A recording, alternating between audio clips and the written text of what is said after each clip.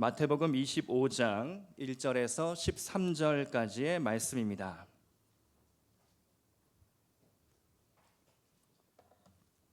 다 함께 한 목소리로 봉독하시겠습니다. 그때에 천국은 마치 등을 들고 신랑을 맞으러 나간 10처녀와 같다 하리니 그 중에 5은 미련하고 5은 슬기 있는 자라. 미련한 자들은 등을 가지되 기름을 가지지 아니하고 슬기 있는 자들은 그릇에 기름을 담아 등과 함께 가져갔더니 신랑이 더디 오므로 다 졸며 자일세. 밤중에 소리가 나되 보라 신랑이로다 맞으러 나오라 하매 이에 그 처녀들이 다 일어나 등을 준비할세. 미련한 자들이 슬기 있는 자들에게 이르되 우리 등불이 꺼져가니 너희 기름을 좀 나눠달라 하거늘 슬기 있는 자들이 대답하여 이르되 우리가 너희가 쓰기에 다 부족할까 하노니 차라리 파는 자들에게 가서 너희 쓸 것을 사라 하니 그들이 사러 간 사이에 신랑이 오므로 준비하였던 자들은 함께 혼인잔치에 들어가고 문은 닫힌지라. 그 후에 남은 처녀들이 와서 이르되 주여 주여 우리에게 열어 주소서. 대답하여 이르되 진실로 너희에게 이르노니 내가 너희를 알지 못하노라 하였느니라. 그런즉 깨어 있으라. 너희는 그 날과 그 때를 알지 못하느니라. 아멘. 중국의 거장 장이모 감독이 만든 5일의 마중이라는 영화가 있습니다. 때는 중국의 문화 대혁명 시기 대학 교수였던 남편이 반동 분자로 몰려 수용소에 끌려가게 됩니다. 남편은 사랑하는 아내와 어린 딸을 두고 생이별을 해야 했습니다. 그러던 중 남편은 극적으로 수용소를 탈출하는데 성공하게 됩니다. 어렵게 고향 땅으로 돌아와 딸을 맨 먼저 만나게 되는데요. 근데 딸은 이미 철저한 사상 교육을 받아서 아버지를 반동이라고 몰아세우는 겁니다. 게다가 사랑하는 아내마저 처벌에 대한 두려움 때문에 남편이 바깥에서 대문을 두드리고 있는데 끝내 문을 열어주지 않게 됩니다. 결국 남편은 도로 수용소에 끌려가게 되는데요. 세월이 흘러 20년 만에 형기를 마친 남편이 집으로 돌아옵니다. 이제 불행 끝 행복 시작이겠구나 싶은데 웬걸 아내는 남편의 얼굴을 알아보지 못합니다. 아내는 20년 전 남편이 끌려가던 날 대문을 열어주지 않았던 죄책감 때문에 그만 기억상실증에 걸려버린 것이죠. 다만 그녀가 유일하게 남편에 대해 기억하는 것은 남편이 보내온 편지였습니다. 그 편지에는 내가 5일날 돌아올 것이니 꼭 기다려달라라는 말이 쓰여져 있었습니다. 그래서 아내는 이미 남편이 돌아왔는데 남편을 알아보지 못한 채 매달 5일이 되면 기차역으로 마중을 나갑니다. 그런 아내를 남편은 아무 말 없이 지키며 그 마중에 동행해 주는 것, 이것이 영화 5일의 마중의 스토리입니다. 여러분 얼마나 비극적인 이야기입니까? 때로 우리의 인생에서 불행이 올 때 설상가상 겹쳐서 올 때가 있죠. 이미 돌아온 남편의 얼굴을 알아보지 못하는 아내, 그리고 남편은 영화 속에서 어떻게 해서든지 아내의 기억을 되살려 보려고 피아노도 치고 여러 가지 아내가 기억할 만한 일들을 하지만 아내는 남편을 알아보지 못하는 것이죠. 영화가 비록 중국에서 일어난 시대적 아픔을 배경으로 하지만 많은 메시지를 우리에게 던지고 있습니다. 지금 우리 시대는 각자 도생의 시대이죠. 광야 같은 인생길을 홀로 걸어갑니다.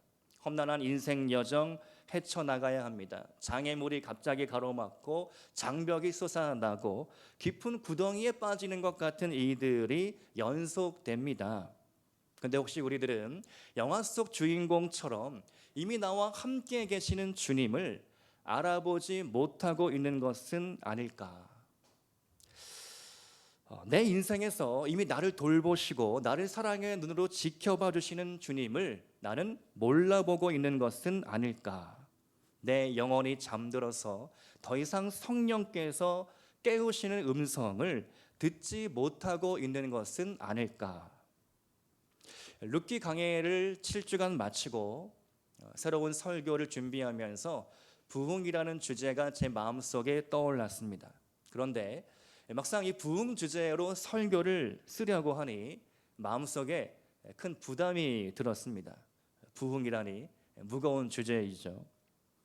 설교를 시작하기 전에 기도로 준비해야겠다는 마음이 들었습니다. 제가 홀로 기도할 때 늘 암송하는 이 말씀 구절이 있는데요. 로마서 12장 2절 말씀입니다. 너희는 이 세대를 본받지 말고 오직 마음을 새롭게 함으로 변화를 받아 하나님의 선하시고 기뻐하시고 온전하신 뜻이 무엇인지 분별하도록 하라. 이 세대에 휩쓸려 가는 것이 아니라 과연 하나님의 뜻, 하나님이 기뻐하시는 뜻이 무엇인지 그것을 분별해 나가는 것이 우리 신앙생활의 숙제인 것이죠. 부흥을 전하기 전에 나부터 시작이다. 나부터 내 마음을 새롭게 해야 되겠다. 그리고 기도로 준비하면서 우리 전 교인이 함께 마음 아파요 기도하기 시작할 때 부흥의 역사가 우리 심령으로부터 내 마음으로부터 솟아나고 시작되어야겠다. 부흥을 사모하고 갈망하는 마음이 중요한 것이죠. 부흥 부흥 아무리 외쳐봤자 이 작은 설교자가 이 작은 종이 아무리 강대상에서 외쳐봤자 소용이 없는 것이죠. 부흥이란 여러분의 마음속으로부터 이미 시작이 되어야 합니다. 그 부흥을 사모하고 갈망하는 마음들이 생겨나야 하는 것이죠. 그리고 내가 먼저 회개하고 각성하고 돌이키고 그리고 주님 주실 부흥을 기다리는 마음, 그것이 우리 안에 먼저 나타나야 할 줄로 믿습니다. 이미 주님이 여러분 마음 가운데 계십니다. 여러분의 삶 가운데 함께하고 계십니다. 그러나 우리가 그 주님을 알아보지 못하고 주님 손을 놓치고 분주한 일상 가운데 바쁘게 살아가고 있는 것은 아닐까? 우리가 9월 한 달은 좀 우리가 가만히 차분히 가을이라는 계절과 함께 우리의 마음, 우리의 내면을 돌아보며 주님을 기다리기를 원합니다. 기다림의 영성을 배우기를 원합니다. 그래서 오늘 마태복음 25장에 나타난 열 처녀 비유를 통해서 우리가 어떻게 주님을 기다려야 할까, 무엇으로 기다려야 할까, 그 마음과 태도를 다시 한번 새롭게 하는 시간 될 수 있기를 축복드립니다. 기다림의 영성 세 가지로 나누겠습니다. 첫 번째로 잠들지 말고 기다려야 합니다.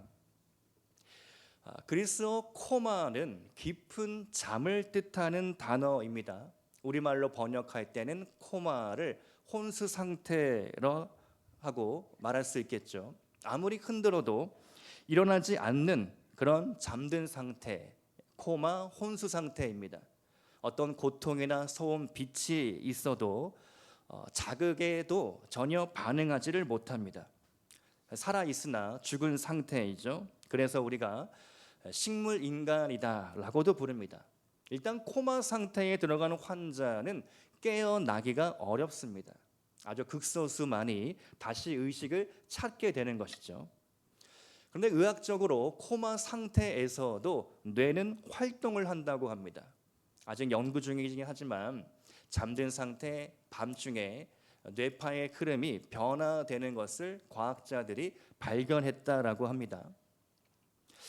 그것을 잘 연구하면 새로운 치료 가능성이 열릴 수 있을지도 모릅니다. 오늘 본문 속에서 다섯 처녀는 미련하여 깊은 잠, 영적인 코마 상태에 들어갔습니다.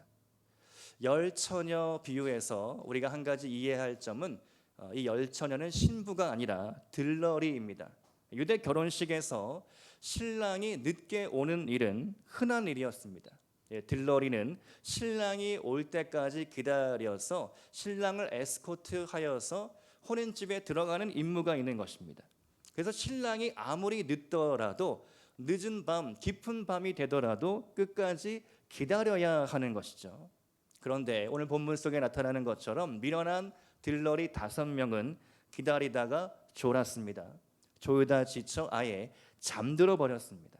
또 깊은 잠에 빠져서 신랑이 온다라는 소리도 제대로 듣지 못했던 것이죠.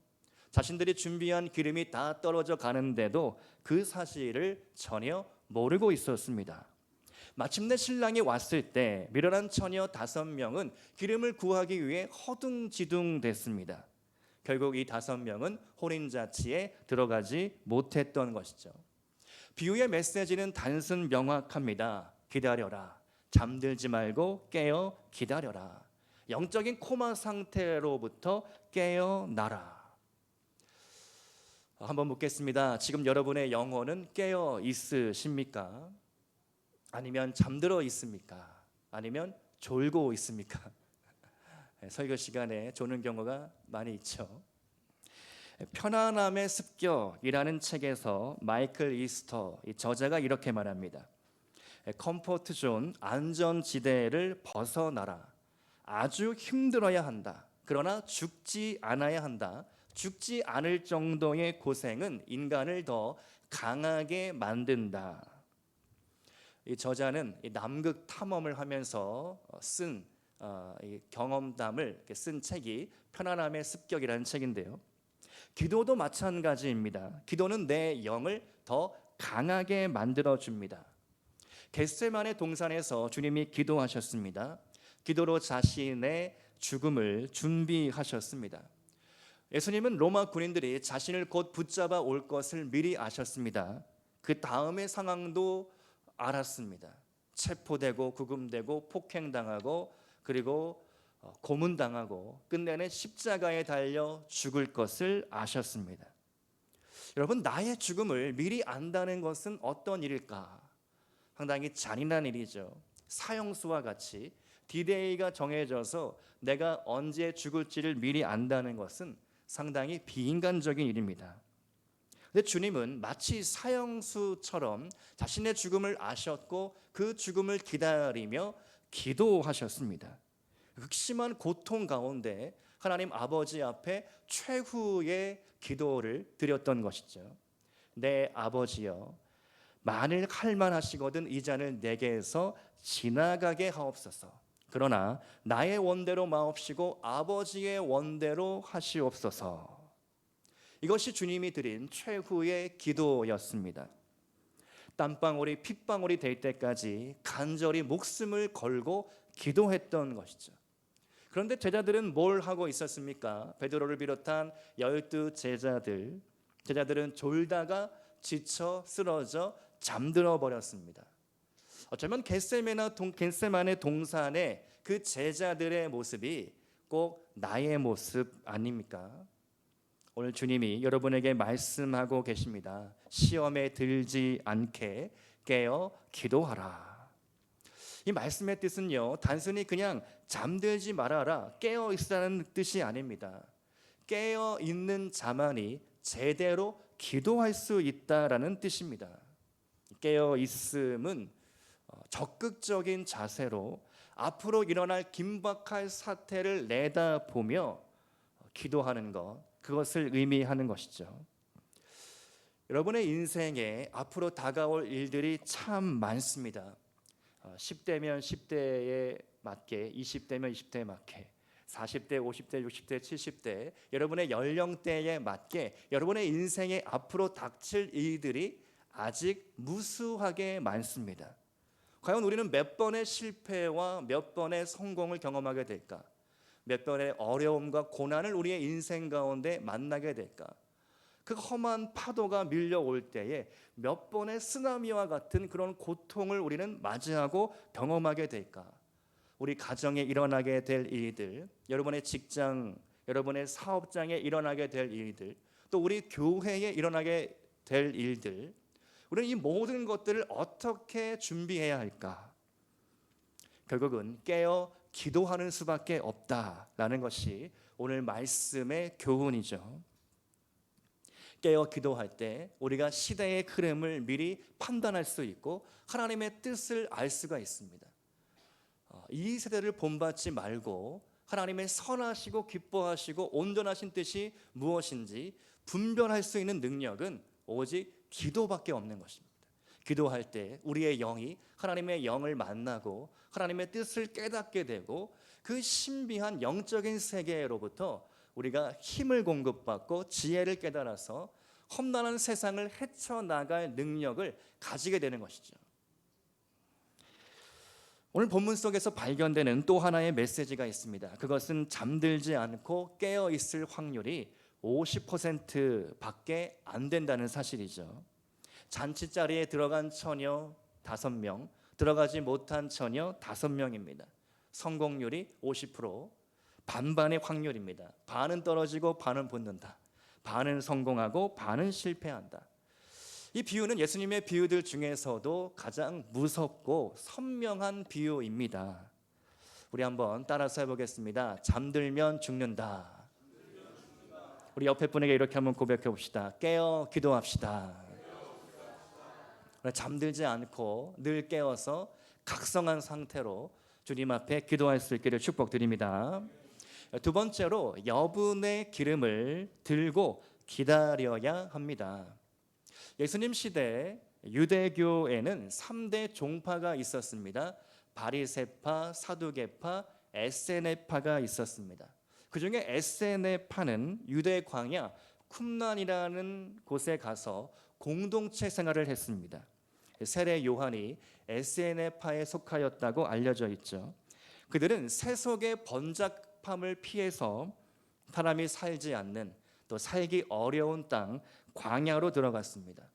그 에세네파 공동체의 규율은 엄격했습니다. 노동하고 독서하고 예배하는 것이 일상이었습니다.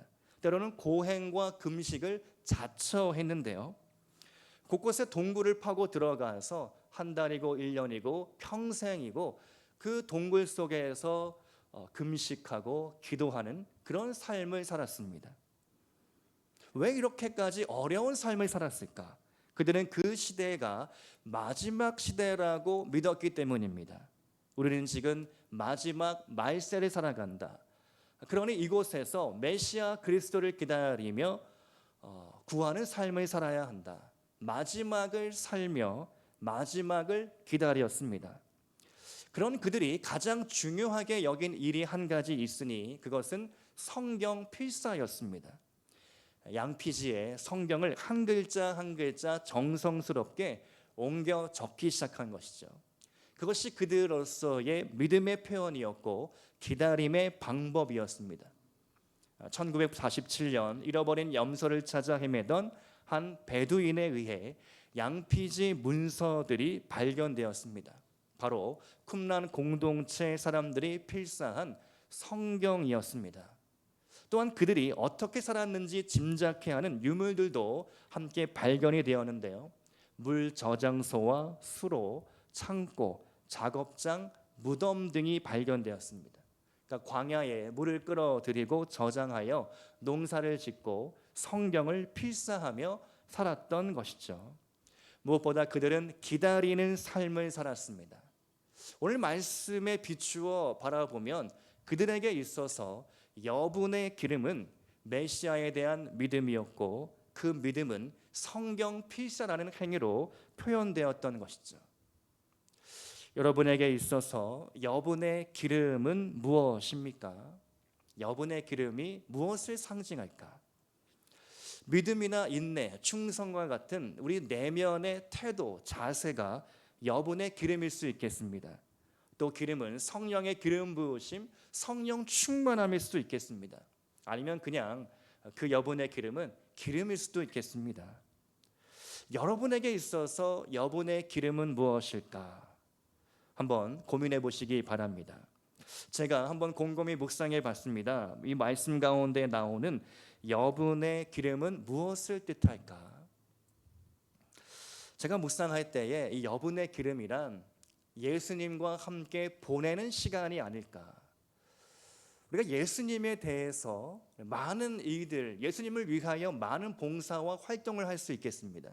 이렇게 예배드리고 말씀 듣고 기도하고 찬양 부르고 찬양을 듣고 많은 일들을 할 수가 있겠습니다.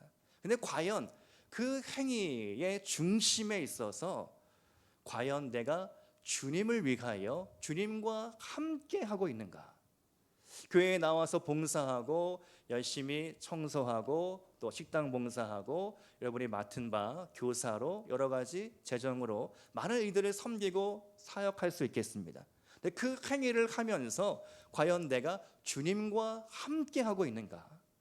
여러분의 일상의 자리 가운데 말씀을 읽고 묵상할 때에 그냥 그것이 해야 해서 하는 것이 아니라 어떤 의무감에서 하는 것이 아니라 진심으로 주님을 사랑하는 마음으로 주님과 함께 그 행위를 하고 있느냐 아니냐, 그것이 어쩌면 우리가 준비해야 할, 우리가 충만하게 채워야 할 기름이 아닐까. 지난 금요일 새벽 말씀을 전하면서 제가 큰 충격을 먹었습니다. 에스겔서 23장 말씀이 그날 본문이었는데요, 말씀에서 이런 이야기가 나옵니다. 아침에는 자기 자녀를 우상 숭배하며 제물로 드립니다. 몰렉 신에게 드리는 인신 제사의 풍습이 있었는데 자기 자녀를 우상 신에게 제물로 바칩니다. 그리고 저녁에는 성전에 올라와서 아무렇지도 않게 하나님을 예배하고 있는 겁니다. 아니, 이게 어떻게 가능한 일일까? 근데 실제로 너희가 한날에 자기 자녀를 우상으로 제물로 드리고 그리고 내 성전에 와서 나를 위하여 기도한다고 하니 하나님이 얼마나 진노하시고 얼마나 화가 나셨겠습니까? 그런데 어쩌면 그 모습이 내 모습이 아닌가? 우리는 하루 24시간 동안 온전히 하나님께 붙어 있지 못합니다. 어렵습니다. 어려운 일이죠. 단적으로 우리는 스마트폰 사용 시간이 주님을 위해 보내는 시간보다 훨씬 많습니다. 스마트폰을 통해서 우리는 우상 숭배를 하고 있는 것과 다를 바 없는 것이죠. 스마트폰을 통해서 내 눈이 한눈을 팔고 허탄한 일들을, 허탄한 영상들을 우리가 반복해서 볼 때가 너무나 많습니다. 잠깐 내가 이 시간을 내 지루함과 따분함을 보내야겠다, 잠깐 영상을 틀었는데 2시간, 3시간이 그냥 지나가죠. 그것이 사실 우리의 모습이고 또 저의 모습이기도 합니다. 하루 동안 아침에 하나님을 예배했다가도 저녁에는 우리가 우상 숭배하는 그런 모습이 어쩌면 우리의 신앙의 모습은 아닐까. 여러분, 주님을 사랑하십니까? 그러면 주님을 사랑하는 만큼 우리는 사랑하는 사람과 함께 하기를 원해야 합니다.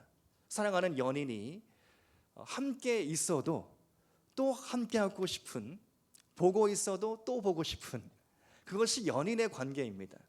그런데 우리가 하나님을 사랑하지 않고 주님을 사랑하지 않을 때 우리는 그 주님과 함께 보내는 시간이 지루하게 느껴지고 아깝게 느껴지고 시간 낭비와 같이 느껴지게 되는 것이죠. 주님을 사랑하는 마음이 여러분 심령으로부터 다시 회복될 수 있기를 축복드립니다. 사랑하는 연인의 관계와 같이 전혀 지루하지 않는 그 주님과의 데이트하는 시간, 그 시간이 회복될 수 있기를 축복합니다. 여러분의 길을 걷다가 우연히 아는 사람을 만났습니다. 그래서 그 사람 어깨를 툭툭 치면서 여보게, 그 이름을 불렀습니다. 뒤돌아서 그 사람이 나를 쳐다보는데 나를 알아보지 못하는 겁니다. 그러면 얼마나 쑥스럽고 민망하겠습니까? 혹 우리가 열심히 주님을 위한답시고 봉사하고 충성하고 헌금하고 사역을 했는데 정작 하늘나라에 가서 주님이 나를 알아봐 주시지 못한다면 넌 대체 누구냐?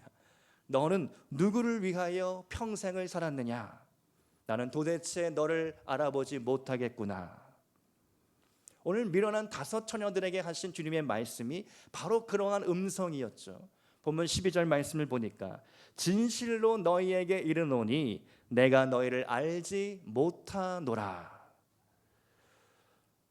주님과 함께하는 시간을 지금보다 조금 더 늘려보시기 바랍니다. 그리고 주님과 함께 데이트하는 시간, 연애하는 시간, 주님을 사랑하는 시간, 주님을 위하여 드리는 시간을 더 늘려보시기 바랍니다. 주님을 위하여 하나님의 말씀을 묵상하고 기도하고 성경을 읽고 때로는 성경을 암송도 해보고 성경 필사도 해보고 그러면서 하나님 앞에 여러분의 시간을 드리실 길을 축복드립니다. 주일 예배뿐 아니라 새벽 예배, 수요 예배, 금요철야에도 한번 도전해 보시기를 바랍니다. 여러분의 일상에 여분의 기름이 충만히 흘러 넘칠 수 있기를 축복드립니다. 세 번째로 기다림의 영성을 배우려면 조급함을 내려놓고 기다려야 합니다. 한 가지 제 개인적인 이야기를 나누겠습니다. 저에게는 어린 시절 기다림에 대한 상처가 있는데요. 제가 어렸을 때 다닌 교회에는 자랑거리가 하나 있었습니다. 초등학생으로만 구성된 어린이 성가대, 이름하여 다윗 성가대였는데요. 해마다 우리 교단의 전국 대회에 나가서 늘 입상하고 우승도 차지했던 트로피를 갖고 왔던 그런 성가대였습니다.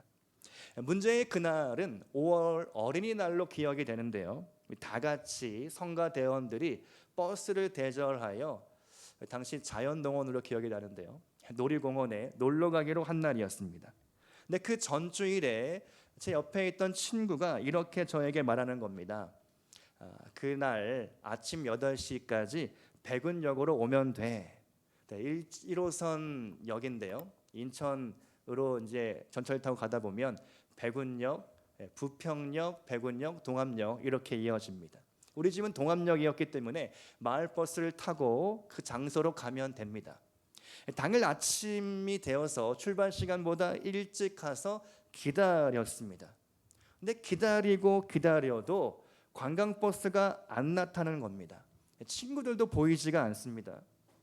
이쯤 되면 내가 다른 장소에 갔구나 하고 알아차렸어야 했는데 그 당시에 저는 전혀 몰랐습니다.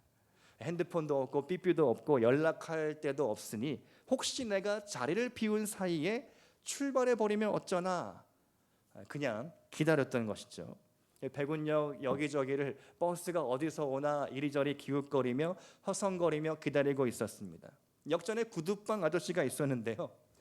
이 아이가 불쌍한 게 계속해서 기다리고 혼자 있으니까 불쌍해 보였는지 저를 계속해서 멀뚱멀뚱 쳐다보셨습니다. 저는 금방이라도 눈물이 날 것 같은 상태가 되어버린 것이죠. 결국 저는 그날 버스를 타지 못했습니다. 놀이공원에도 놀러가지 못했습니다. 오전 내내 기다리다가 집으로 돌아갔습니다. 그 다음 주일이 되어서 그 친구를 만나서 따지듯이 제가 물었습니다. 너가 백운역이라고 하지 않았냐? 아니야. 내가 언제 백운역이라고 했어? 백운공원이라고 했지. 제가 뒷말을 잘 못 들었던 것이죠.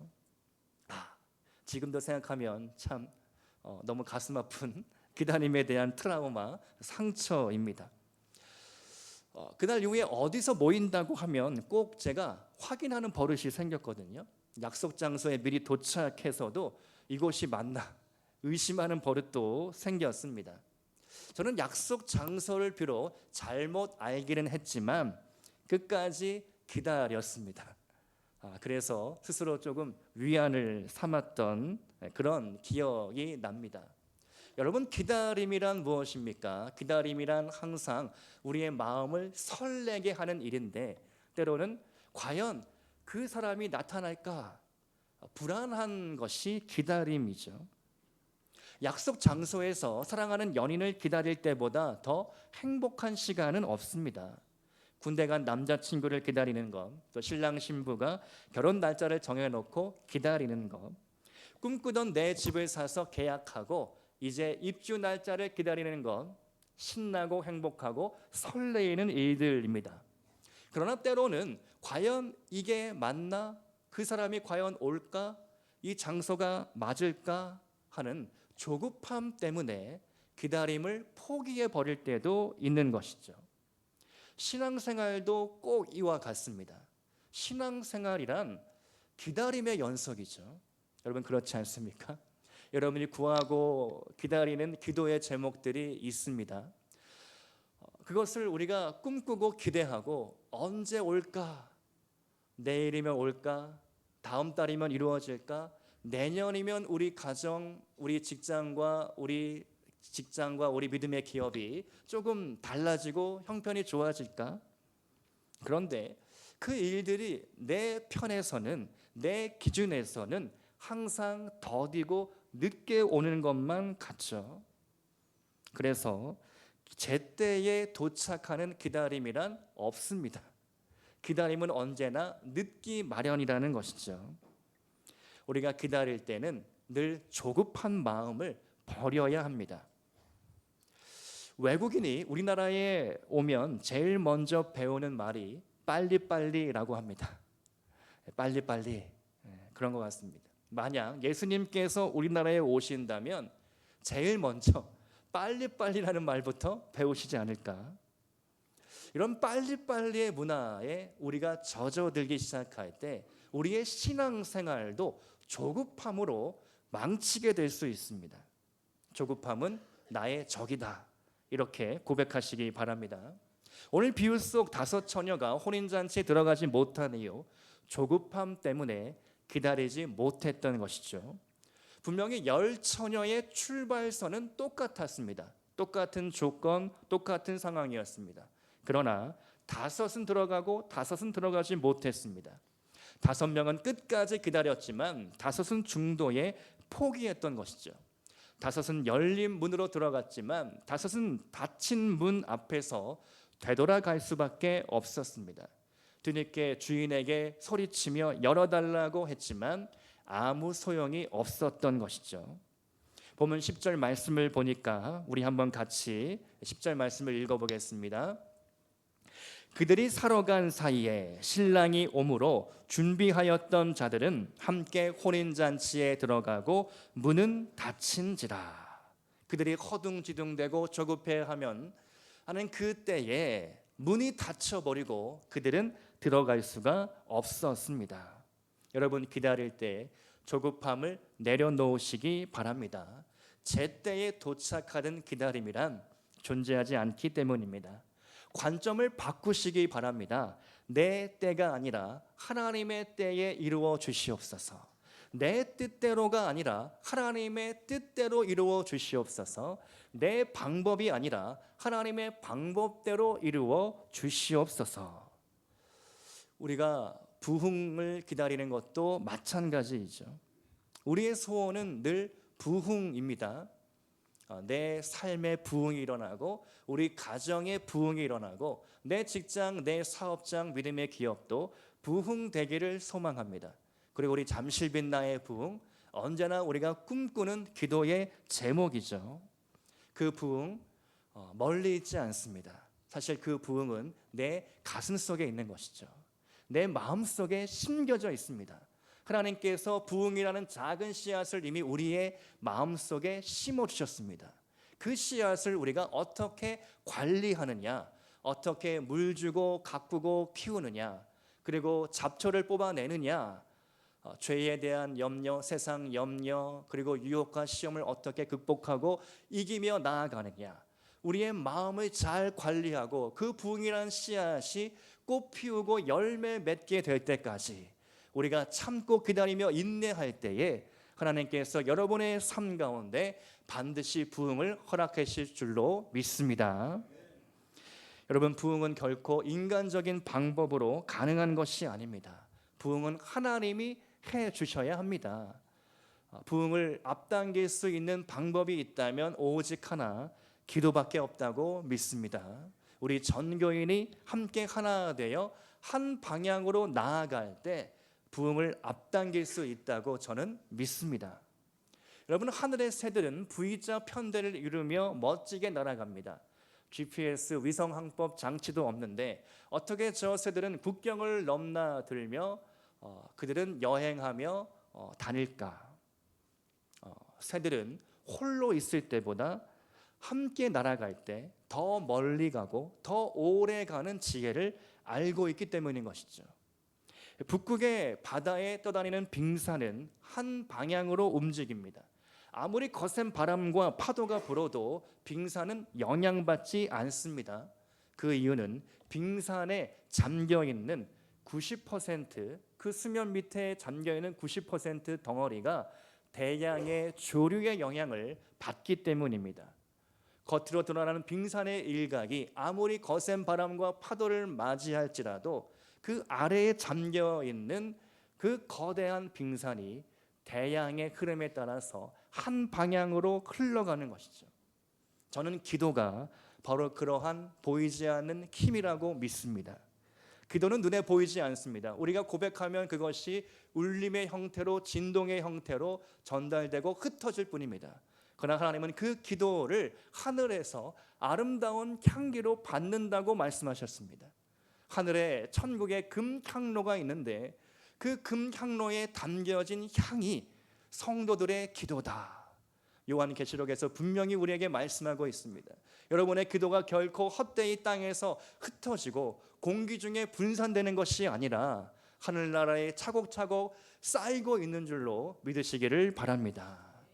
세상이 아무리 우리를 이리저리 흔들리게 하고 우리를 괴롭힐지라도 결코 우리의 마음이 흔들리지 않고 거대한 빙산과 같이 하나님의 말씀의 방향을 따라서 성령의 인도하심에 따라서 나아갈 수 있기를 축복합니다. 한 가지만 더 나누려고 하는데요. 벌써 15년 전 일인데요. 미국에서 24시간 365일 기도 운동을 하는 선교 단체에 방문한 적이 있습니다. 그때 한 목사님이 이런 메시지를 나눴습니다. 앞으로 마지막 시대의 키워드가, 마지막 시대의 중요한 키워드가 두 가지가 있는데 하나는 다윗의 장막이고 또 하나는 신부의 영성이다. 다윗의 장막은 무엇입니까? 다윗은 그가 왕자에 올라간 이후에 성전의 예배를 회복시켰죠. 다윗이 성가대, 다윗이 예배에 진심인 사람이었기 때문에 성가대를 조직해서 오케스트라를 꾸미고 수많은 예배자들을 불러 모아서 시편을 쓰게 하고 찬양을 만들게 하고 24시간 끊이지 않는 예배를 시작했습니다. 그것이 바로 다윗의 장막인 것이죠. 그처럼 이 시대에 찬양, 예배의 중심이 되어서 마지막 시대에 하나님을 바라보며 진심으로 예배하는 사람들이 무수하게 일어날 것이다. 그래서 이슬람 땅을 위하여 기도하고 북한 땅을 위하여 기도하고 그런 사역들을 그 단체가 했습니다. 또 한 가지가 있는데요. 신부의 영성입니다.